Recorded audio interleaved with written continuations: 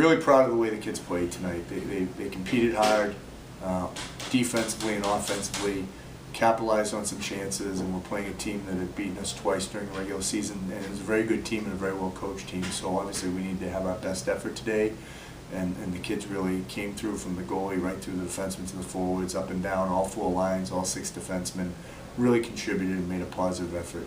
I think we always try to do what we do well. And credit to Skidmore, the first two times we played them, they probably didn't let us do it all that well.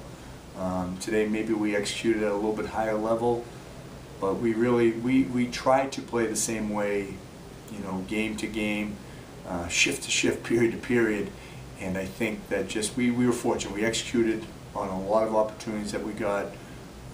Obviously getting their goal in the first period, coming in after the first period, if it's a 0-0 game, it's a lot different. You know, last year we played Southern Maine in the playoffs. We're up 1-0 after one, and we lose 2-1. You know, similar situation. The team had beaten us twice in the regular season, as Skidmore did this year.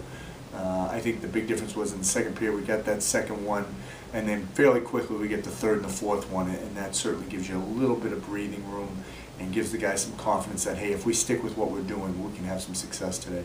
Yeah, he played great. You know, it's amazing. I was talking with one of my former assistants today, and you know, he said, who's playing? I said, well, Zeke is. He goes, okay, so you're not going to screw it up anymore. You know, we have a great situation at goaltending, and we have three guys who really push each other. Zeke played great today. He's played great over the last little while, and certainly last night finding out that he was the ECAC East goalie of the year was a great accomplishment. I mean, you're talking about a kid who was our starting goalie for the first 4 games, and then Jamie Murray had come in and really worked hard and played well and played, I think, 10 or 11 games in a row.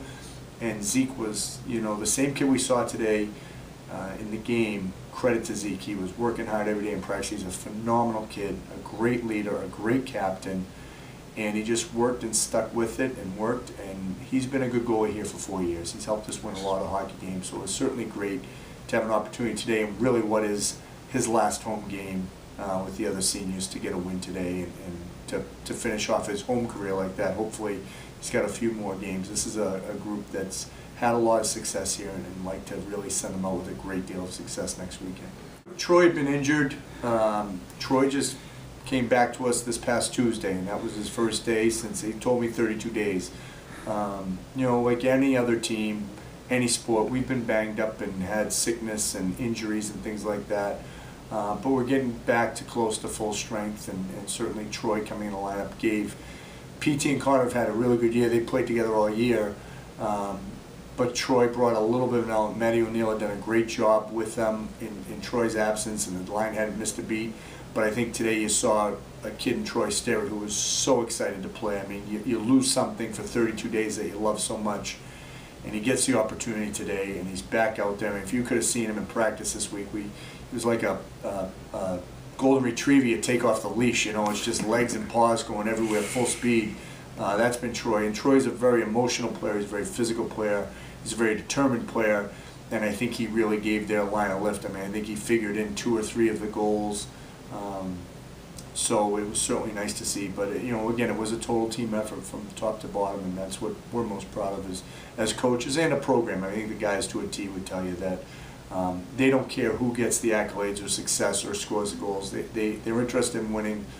They play hard for Babson College. You know, today we had some alumni and alumni parents there today, and they all commented how hard they play, and I guess that's the thing that I'm most proud of, is people recognize that, you know, we competed really hard and beat a really good team, executed at a high level, and now we get an opportunity to go on next weekend.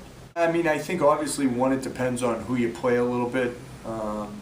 You know, I won't know our opponent until tonight's games play out. I think the fact that we have some kids who have been at the Final Four before helps. We also probably have some kids who are a little bit upset about not making it last year. So I mean, I think the experience helps, but also it's always nice when you have that carrot out in front of you. But I think the bottom line is that, you know, we've had a number of kids who've had experience this year playing well.